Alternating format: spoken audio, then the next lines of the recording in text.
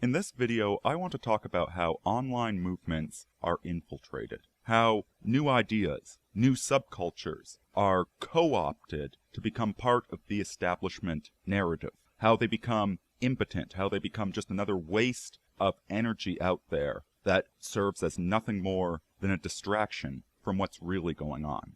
And to introduce this, I'm going to begin from a personal perspective, which will make sense by the end of the video. Because there's so much going on out there. So many different people, so many different groups. You have all the different chans, the anons, more than any one of us can keep track of. But I can keep track of what I'm seeing, what's been going on in my little corner of the internet. And I am absolutely certain that many, many others are having the exact same experience. So all of this starts with those groups who have decided to stand up and declare me an enemy, which is actually rather curious if you think about it. On my channel, I tend to criticize ideas, not people. I don't engage in the sort of mudslinging that's popular out there. Very seldom will I go after a specific individual. Usually, I'm critiquing their ideas. I'm critiquing their movements, pointing out the flaws in them. And for doing so, I have a lot of people who really, really hate what I do, even though I've never gone after them specifically. Now, the list of quote-unquote enemies, because, I mean, calling them enemies is just so utterly absurd in the one sense, and yet these people really have a chip on their shoulder at the same time. The list could be very long. MGTOW, feminists, atheist cult, porn addicts, PUAs, the esoteric Trumpers, neo-libertarians, on and on and on. But in this video, I'm going to focus particularly upon three groups, all of whom hate me, and yet all of whom hate one another. And that's really the most significant data point. I'm talking about the SJWs, the gamer cucks, that is, the names that took over Gamergate and declared that it won when it clearly lost, and the anime Nazis. Those members of the alt-right who just want to viciously spew hatred and tend to have quite sick addictions to pornography and a celebration of Nazism when they would never be allowed in the Nazi party. They would have been kicked out of it immediately. So the SJWs, the gamer cucks, and the anime Nazis. Now I picked these three because of something that just recently came to my attention. Some of the insults being flung in my direction, and how they migrate between these groups.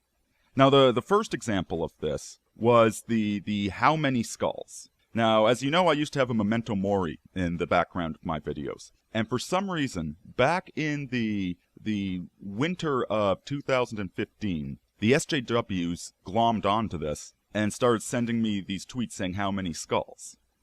Weird insults, not particularly, didn't really arouse any anger, but when you get 100, it's kind of annoying, 100 people tweeting at you. So the how many skulls, it starts with the SJWs. 6 months later, the gamer cucks start sending me the exact same line. Starting with Shoe on Head and her little circle of friends, they're all sending me the exact same insult as the SJWs were. They're alleged enemies. Now, what's been happening is the anime Nazis have started sending me, it's some tweet or some message about, Davis Aurini says his girlfriend left him to go to Burning Man to sleep with hippies, so he hates women. This started coming from the anime Nazi neets, but it recently got picked up by the gamer cucks. Now keep in mind, the gamer cucks allegedly hate me because I'm some sort of right-wing theocrat, God-believing, whatever. They've gone from hating SJWs to hating the the right wing, the traditional justice warriors, then that's what they call me. And that's what they would call the anime Nazis. The anime Nazis are what they claim I am. And yet they've picked up the anime Nazi insult to sling at me. Which, of course, it doesn't insult me at all, but it wins points with their audience. So SJWs, gamer cucks, and anime Nazis, there's some sort of... Even though all these three groups are utterly opposed to one another, there's lines of communication going on between them that they probably aren't even consciously aware of. So this is the context of this video, and we'll get back to that at the end. For now, let's talk about what's going on with this. What's going on with the culture war. Because the culture war, this left versus right, this online battle between feminists and MRAs, between Gamergate and SJWs, this is largely a proxy war. It is largely a distraction. Most of it doesn't matter at all. While we're arguing over this nonsense, the people that actually pull the strings are getting away with murder. So first of all, at best, this culture war is a rearguard action. Now, some of you might have heard what the Professor Jordan B. Peterson, a man I truly admire, has been dealing with over at University of Toronto, where a group of SJWs are trying to silence him for daring to speak frankly on things. Now this is a fight worth fighting, okay? Defending the right to free speech on college campuses, this is something worth fighting, but it's a rearguard action, okay? Every so often, the SJWs, the radical left, they go and attack an individual or an institution, and we have to muster our forces to go fight them. But that's not a victory, okay? When you win that battle, that's not a strategic victory, because we just wasted a whole bunch of time defending Mr. Peterson, or defending a man that was falsely accused of rape, or defending whatever. This is a waste of resources for us, and we have very limited resources compared to the other side, which is massively organized and massively funded. We'll get back to that shortly. Now, despite this being a rearguard action, one thing that you'll notice with these online movements is that this rearguard behavior, this arguing with feminists, tends to dominate. The largest voices out there, the most popular voices out there, are engaged in a constant, meaningless battle. And what you wind up with is both sides against the middle. For example, take MRAs versus feminists. One of the big points of contention between the men's rights activists and the feminists is on divorce and child custody. They are fighting over this, and yet both of them assume the egalitarian narrative, which was used to destroy the nuclear family, which was used to destroy relations between the sexes. So, up until now, we've had the feminists getting what they want. No-fault divorce, presumed child custody going towards the woman, the maintenance payments towards the woman, even though she divorced for no reason, etc. So women have been empowered by the government. You know, their power was given to them from somewhere else, from somebody else, at the expense of men. The MRAs, meanwhile, are demanding more rights for men, but they're not demanding an elimination of egalitarianism. What they wind up demanding, for the most part, is more government. So the solution, the government came in and empowered feminists. MRAs are now demanding that the government come empower them. The end result, even if men wind up being better off, comparatively, the end result is more government and less autonomy. Another example, the gamer cucks versus the SJWs. Now, throughout Gamergate, we saw it initially it was opposed to the SJW infiltration of primarily the gaming media, but also the gaming industry. Opposition to the SJWs trying to subvert what people want by inserting their narrative.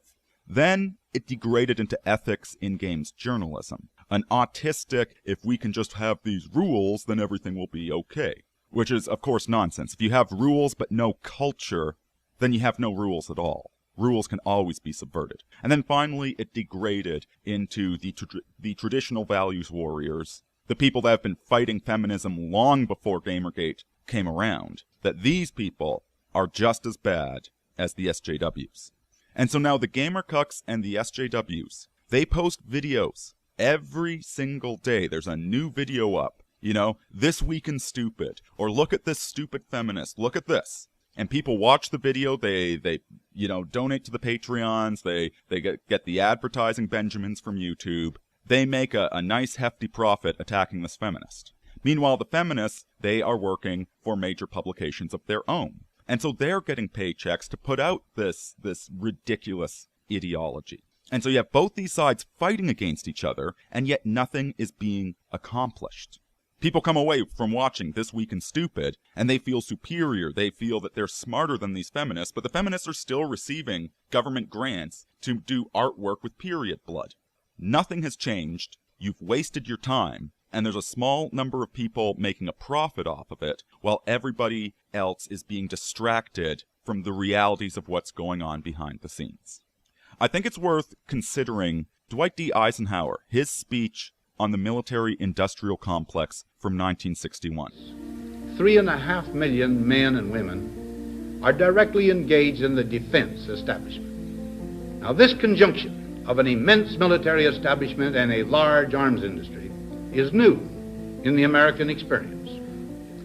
The total influence, economic, political, even spiritual, is felt in every city, every state house, every office of the federal government. We recognize the imperative need for this development, yet we must not fail to comprehend its grave implications. Our toil, resources, and livelihood are all involved. So is the very structure of our society. In the councils of government, we must guard against the acquisition of unwarranted influence, whether sought or unsought, by the military-industrial complex. The core of what Eisenhower was getting at is that when military and industry become a complex, when they become inseparable from one another, meshed together, you have this machine that's accountable to nobody, that wants war for the sake of war, and in fact never wants to win the war. It wants an ongoing, low-intensity conflict for the sake of its profit, for the sake of its simple logic of how it operates. The military-industrial complex isn't about winning wars, it's about constantly having a war. It's the logic of empire. And that is what we are seeing currently with this culture war. Now, who is it? What sort of people have been on the bleeding edge of this for a long time now? You know, who is on our side? What sort of people are not engaged in the low-intensity culture war, but who is actually pushing the boundaries, pushing a new narrative? Well, I'm just going to give you a few of them that stand out most significantly to me, because they're all friends of mine, and there's many more that you could point to. But in particular, we've got Aaron Clarey. The man's a brilliant financier. You know, he worked in banking, and, you know, he told banks how they could make money, but nobody listened to him. And he's since become a successful writer that drives around on his motorcycle, ballroom dancing, climbing mountains, and doing whatever he wants in life. We've got Roosh V. You know, this guy was a microbiologist working in D.C., and he had a small game blog until some feminists got a hold of him, outed him, got him fired from his job, and so he went and completely reinvented his life as becoming a travel writer and a game guru. And then he goes and completely reinvents that. And now he's talking about sustaining Western civilization. He's a very accomplished man who's done a lot with his life and is doing it successfully. You've got Quintus Curtius. Okay, this guy, he's an attorney, and he's an ex-Marine Corps officer, I believe. You know, another accomplished individual. Adam Piggott, globe-trotting adventurer and author. You know, I did the audiobook for Pushing Rubber Downhill. Great book, great smack in the head to wake you up, and just very entertaining. Guy lives a successful life. Vox Day, author, game developer, countercultural organizer. All these people, and of course, you know, myself. 7 years as an infantry soldier. I've worked in industries I had no training for, but I've managed to master them. I've done a lot with my life. I've accomplished stuff. And, you know, sending me a cheesy insult about skulls isn't going to hurt my feelings. The sort of people that are on this bleeding edge, who aren't engaged in the low-level conflict, you know, the Gamergate conflict, the atheist cult conflict, the people that are actually on the bleeding edge and have always been on the bleeding edge, are all accomplished people in their own right. The common themes, there's 3 points. 3 things that you can say about all these people. First, the largest attitude is, get off my lawn. You know, myself, all these guys, we want to do our thing, and we're not really interested in forcing anybody else to do our thing just because we like it. To the extent that we're interested in society as a whole, it's because of the obvious negative externalities that are being pushed. You know, the current state of affairs that is pushing, it's destroying people, and those wrecked human beings wind up having a lot of negatives on our own lives. But largely, it's an individualistic, how do I live a successful life? How do I live the life I want to live? Get off my lawn, leave me alone so I can do my own thing.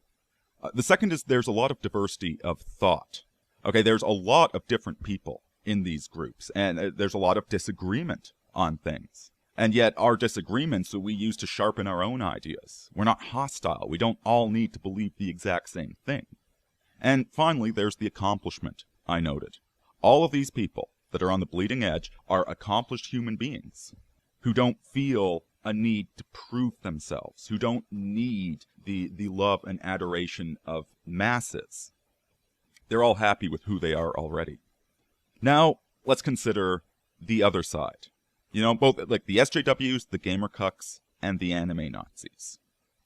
Over there, we see narcissism. We see egoism. We see a desperate need of approval. So if we contrast the 3 points I laid out for our side, if you're even going to call it a side, because we're really just all individuals that try and create good content, that try and advance philosophical thought. On their side, you see an emphasis of community over the individual. Now, the strange creature known as QQ did a great video about this, on Gamergate specifically, on how they feel compelled. There's this compulsion to take over every group. Any group that doesn't conform, they exclude. And that's what they did to GG Revolt, which was one of the last bastions of actual Gamergate thought over on the chance. They feel the need to either dominate it through their own policies or exclude it. So there's this sense of community. You know, sort of like Hillary Clinton saying that it takes a village, ergo the village is going to be superior to the individual. These people need to dominate every single thing they're a part of. You know, whether it's Gamergate doing that, the gamer cucks taking over all of Gamergate, or if it's the anime Nazis who can't grow a full beard yet but are saying who's right-wing and who isn't right-wing and trying to ban anybody that they don't like, or if it's the SJWs. You know, getting you fired from your job for not adhering to their belief system. They all need to own the communities. No free thought, no individualism. The next is the conformity of thought. Now, this is related to the community, okay, but this is more about how each individual member behaves. Every group, they need to affirm the belief system of the whole thing. You need to be an atheist. In fact, for all of these groups, they tend to embrace atheism or some sort of trite paganism.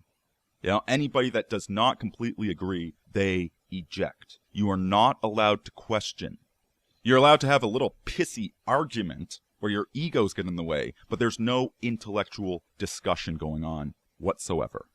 And finally, whereas we have a whole bunch of people that are actually accomplished in life, these people, to a T, are losers. These are people that have accomplished nothing in life. All they have is their projected, idealized self, which they put on the internet. You see, we have a generation of narcissists. Okay, this entire generation, they have been denied any sense of accomplishment. In this culture where everybody gets a trophy, nobody actually gets to determine, they don't get to try and fail, and then try again and succeed. When everybody gets a trophy, there is no accomplishment. There is no self-respect. They have nothing in their own lives they can look back on and say, yeah, I did that thing. I accomplished something. I know I've got some grit. I've got some mettle.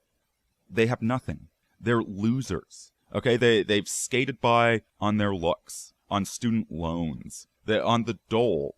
These people are no great thinkers, but they are desperate to be recognized as such.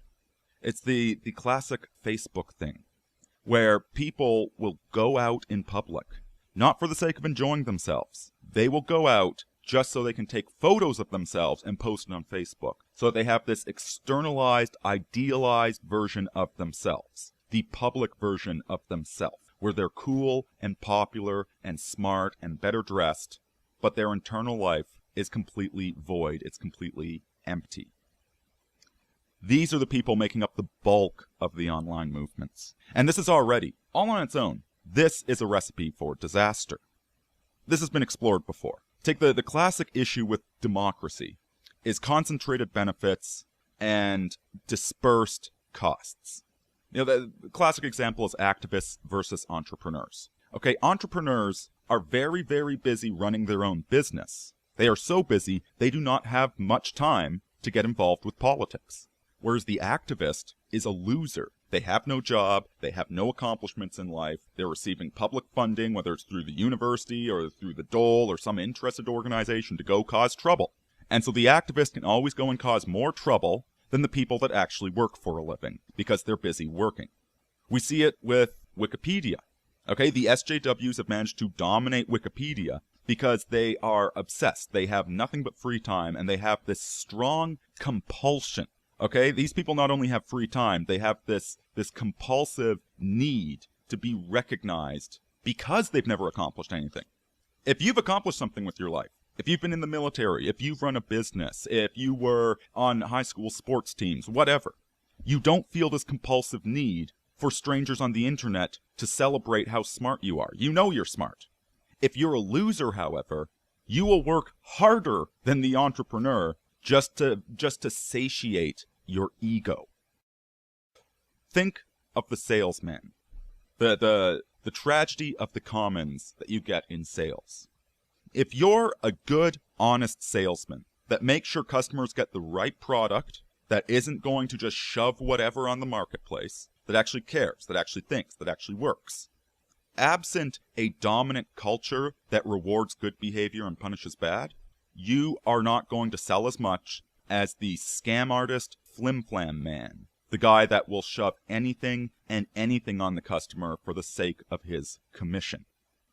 So already we have a major problem because a lot of people are narcissists. Narcissism is the dominant trend in our culture right now.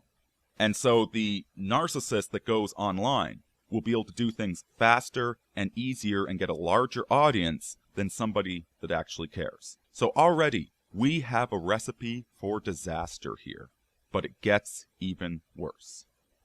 It should be absolutely clear by now that there is a global conspiracy to keep the population asleep and addicted.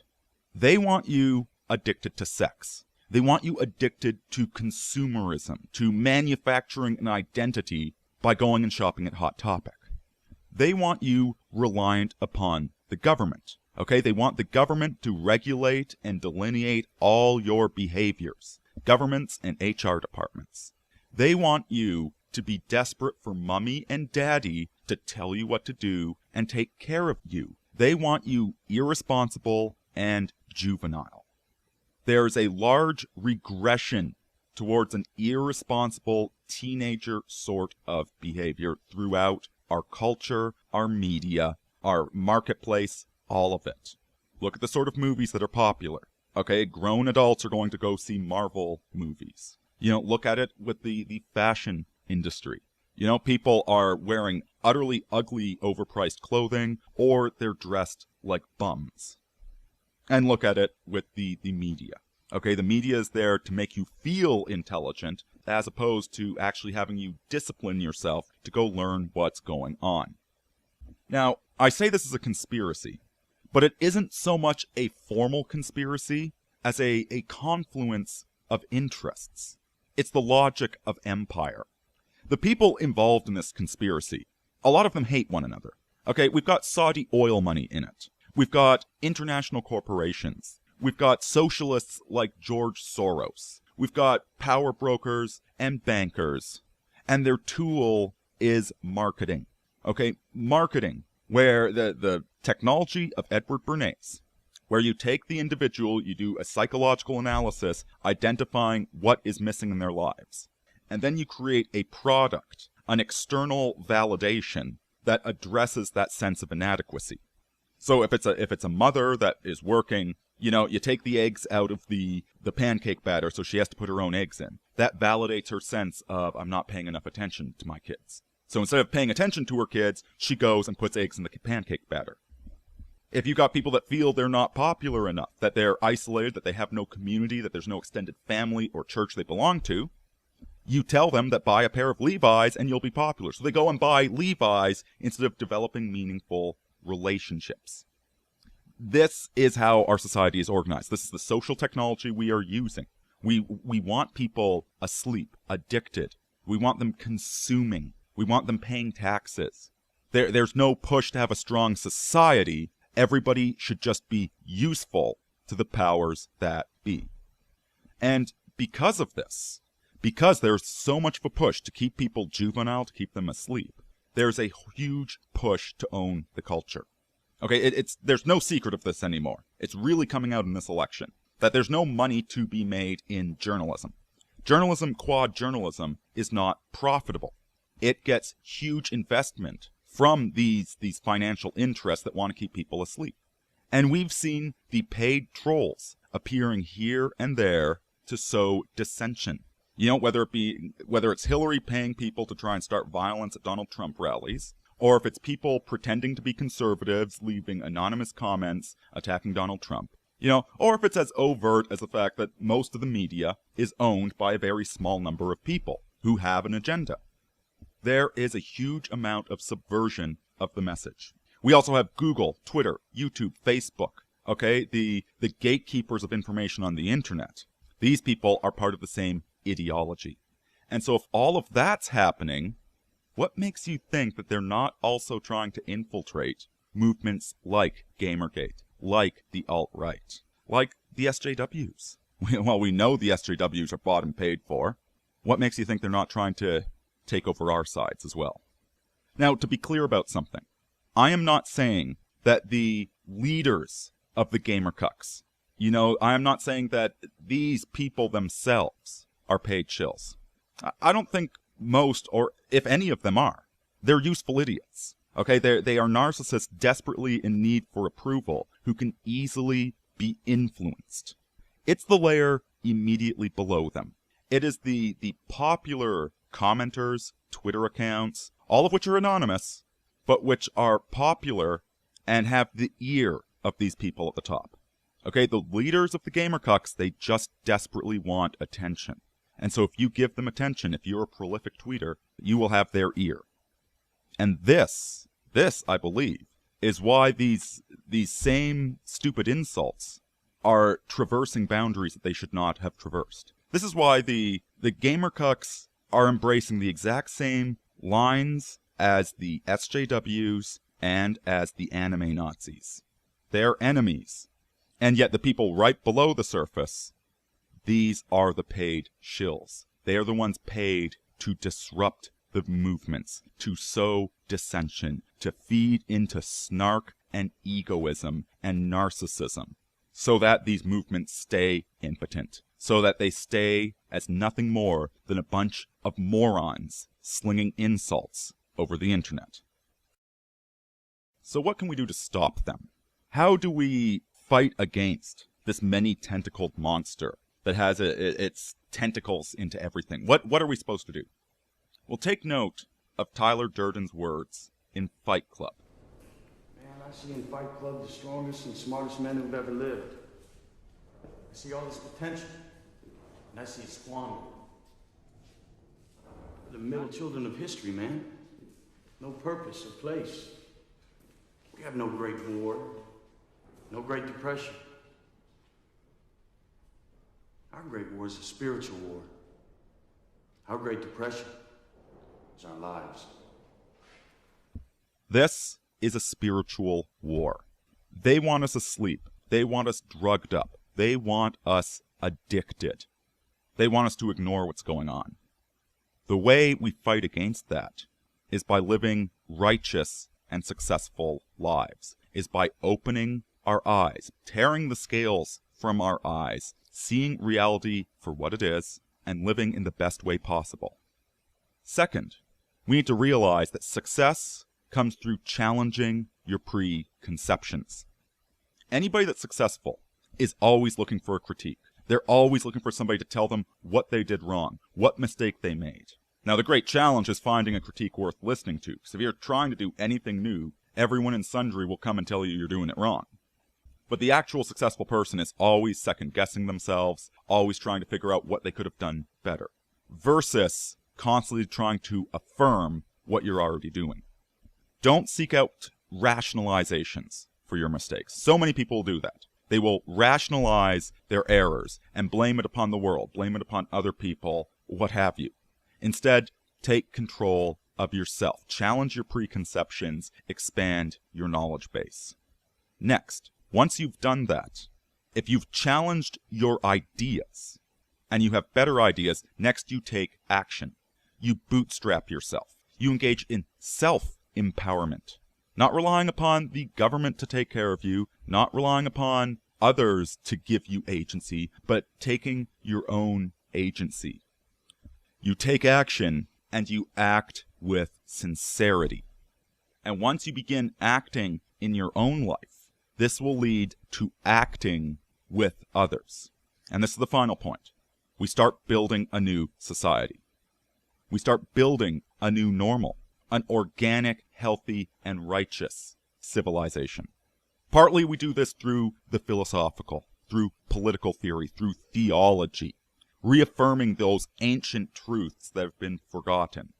We also do it through forming real-world tribes and communities. So the way we fight them by living righteously. We do that by challenging our conceptions, then using those new ideas to go employ it in the real world, to go live the change that we want to see. And when we start living it, we start building that new society. And I'd just like to finish this off by reminding all of you that we are the majority. It doesn't seem like that sometimes. Certainly not online. It seems like we are constantly fighting against people who ought to be our allies. And it's really frustrating. All these groups would rather snipe at one another than align on what they agree upon.